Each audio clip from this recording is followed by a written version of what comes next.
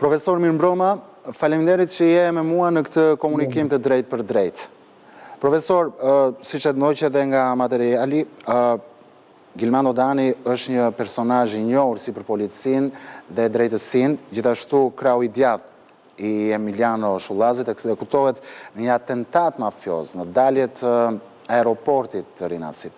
Si e keni parë ju të gjithë këtë ngjarje dhe ku ka të cedua, le të themi, puna parandaluese apo edhe puna për, le të themi, neutralizimin e autorëve pas kësaj ngjarje?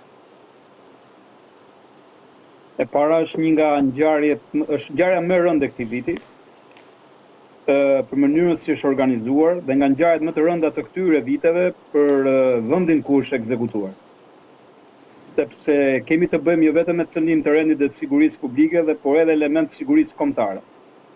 Pranë aeroportit, madje pranë zonës VIP, ku kalojnë persona të lartë, do të them nivelit lartë politik, jo vetëm vendas po dhe të huaj, po dhe persona të tjerë VIP, për shkak të hyrjes së dytë që ka aty, që krijon kushte dhe lehtësira për udhëtime ajrore.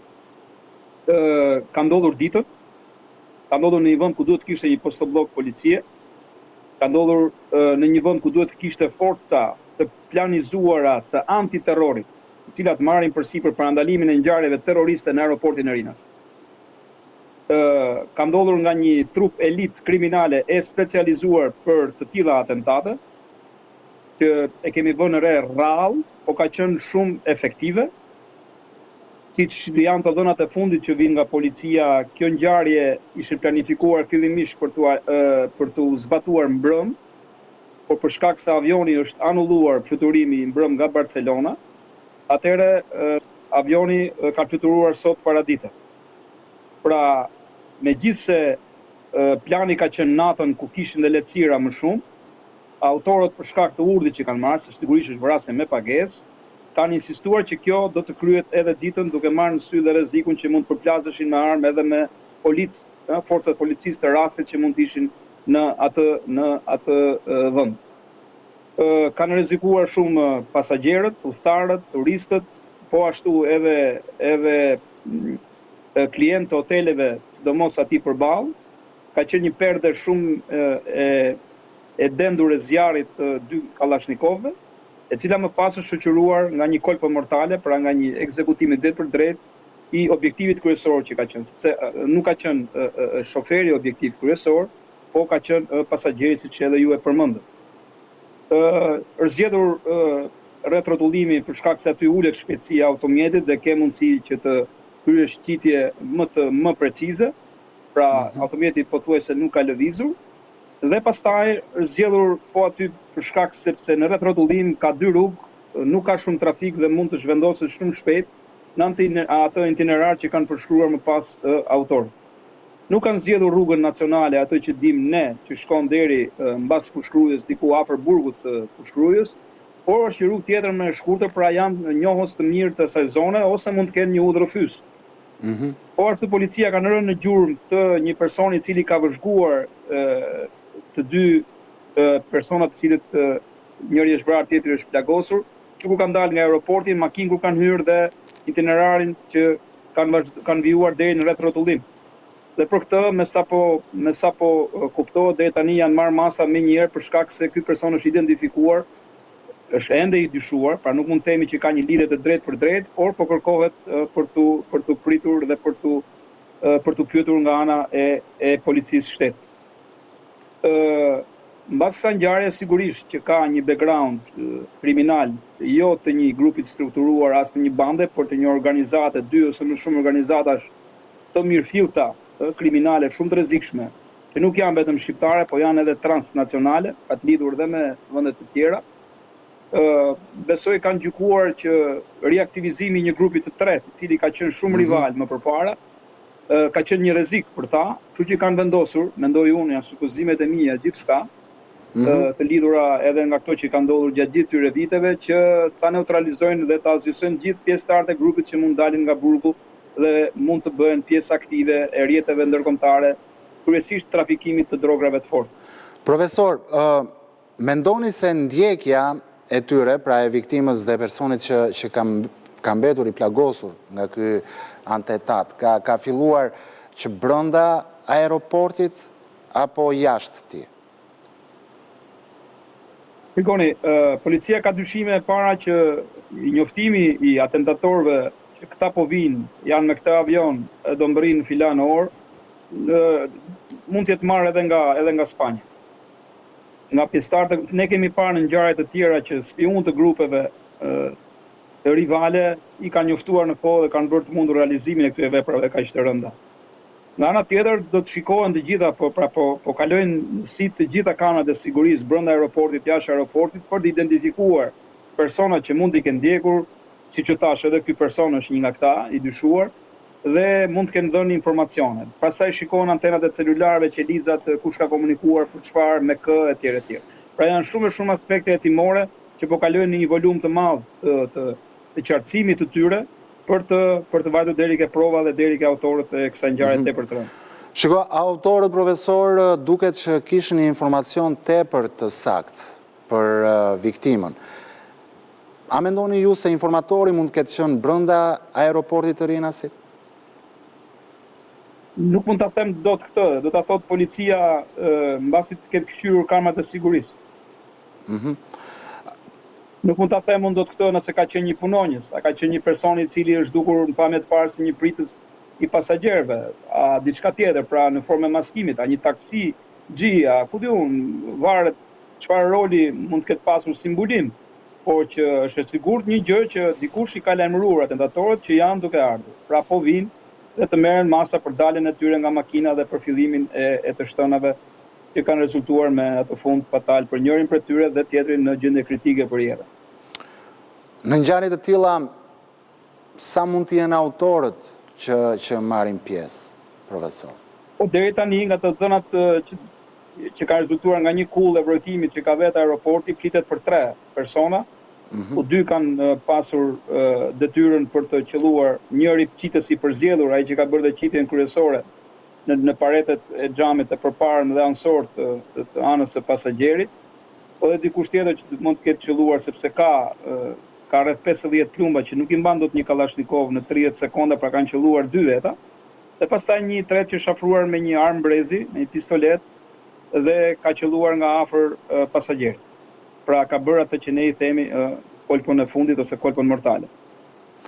Autorët duket, profesor, se përveç se kanë qenë të mirë informuar, kanë patur edhe një precizion e ekzekutim duke u larguar më pas palën gjurmë, vetëm makina e djegur në afërsi të një fshati në Fushkruj. Por, çfarë motivesh mund të ketë kjo ngjarje? Unë mundova t'ja u përmendja. E para ju përmenda që nga taktika e përdorur, nga mënyra e organizimit, janë grupe qitësish elit kriminale.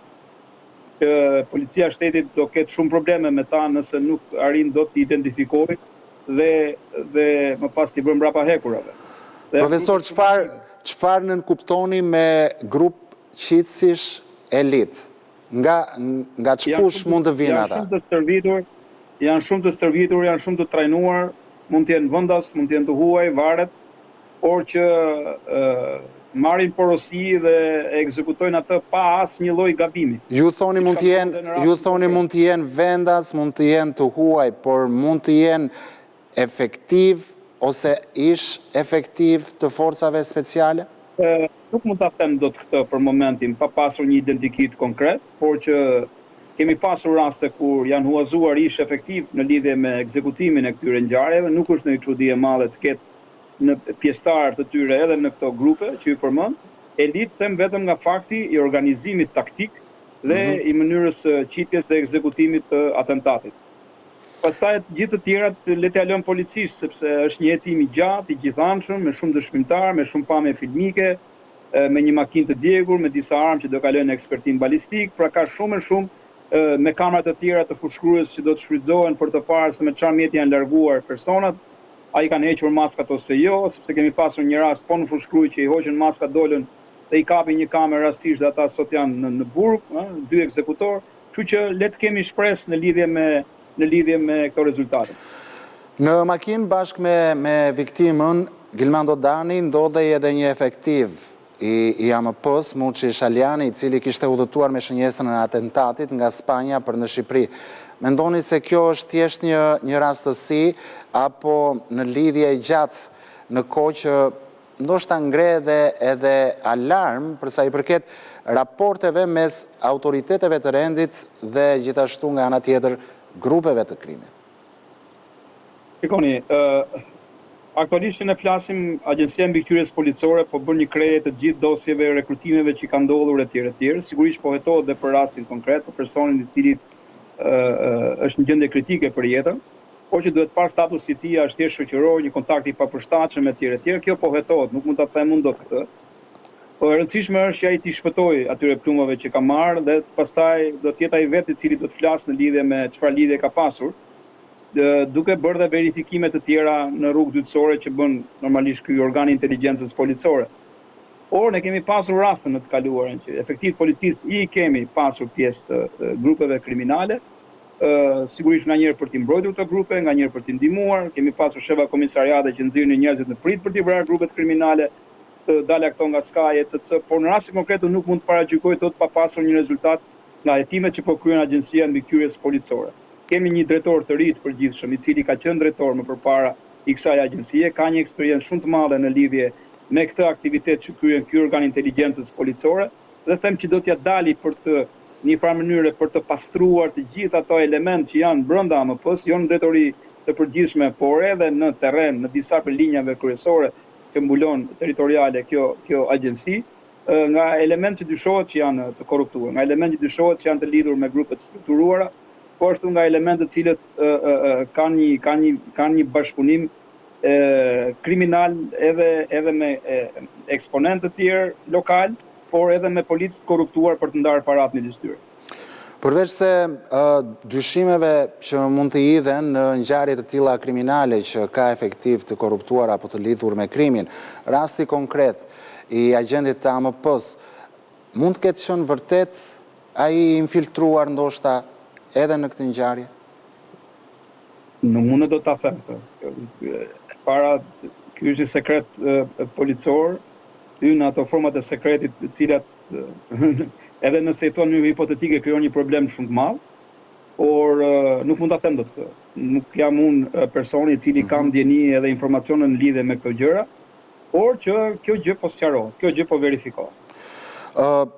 Ministria profesor sot ka reaguar për emisionin Real Story këtu në ABC News dhe ka thënë që ka nisur verifikimi për të gjithë punësimet e muajve të fundit, por a mendoni se mund të ketë dhe rastet të tjera?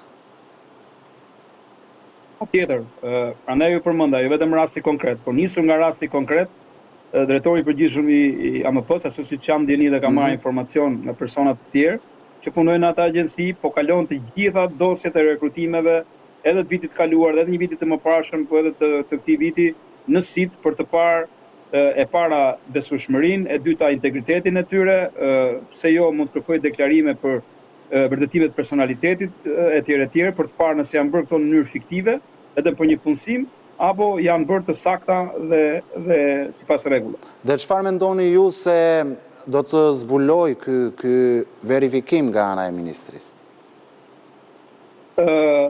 Nuk e di, ju thash, mund të zbulohen në raste të punësimeve fiktive nga persona të cilët nuk duhet ishin në atë agjenci, dhe pastaj do të merren masa konkrete në zinxhir komandues të gjithë atyre personave, sidomos të strukturës operacionale, të cilët nuk kanë pasur dhe nuk kanë verifikuar efektivet e tyre në varësi. Pra, nuk do të vinte nga ky rast, por drejtori i ri i AMP-s e ka si detyrim tashmë që ta shkon njëherë mirë këtë institucion inteligjencës policore për ta vënë në shinat e rregullit të ligjit. Profesor, kam edhe një pyetje të fundit për ju.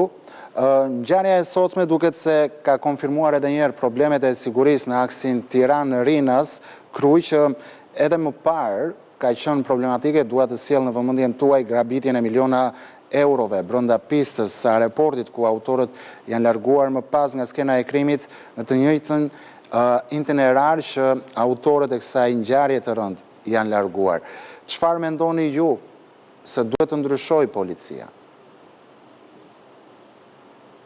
E para në të shtatë e para me armë, edhe policia e shtetit ka menduar se mos po villej një furgon i sigurisë i bankave të nivelit 2, i cili është ishte shumë pranë. Një furgon i blindues është shumë pranë vendit të ngjarjes. Pastaj kanë devijuar me njerëz sepse kanë parë që gjitha plumat ishin drejtuar një makinë Benz të bardhë. Ky është aksi më vrastar i këtyre viteve të fundit, të cilat kanë ndodhur ngjarje shumë të rënda kriminale. Mos gaboj, vrasjen e 3 personave në mbikalimin e fushkrues etj. Dhe është perimetri në kilometra, është perimetri ku ne janë ndjekur më shumë makina të autorëve të krimit.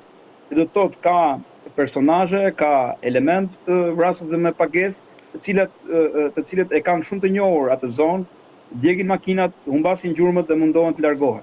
Pra janë shumë komod në atë që bëjnë dhe ambientin e njohin, atë terren e njohin shumë mirë. Kështu që policia do të nxjerrë mësime nga këto dhe të kuptojë më mirë dhe në thellësi se pse ta zgjedhin këtë itinerar dhe pse ta zgjedhin këto vende edhe për të fshehur gjurmë. Faleminderit profesor, ishte kënaqësi që ishit me mua këtë mbrëmje.